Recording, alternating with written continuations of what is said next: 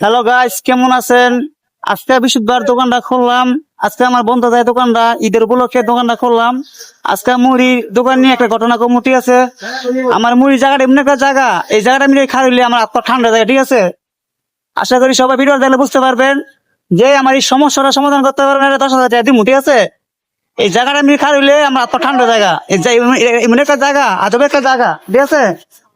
এই জায়গাটা আমি খাইলে অস্থির লাগে। জানি না এই জায়গাটা আমি কি আছে। এই জায়গাটা আমি আইলিয়া মারতে মানে অস্থির লাগে।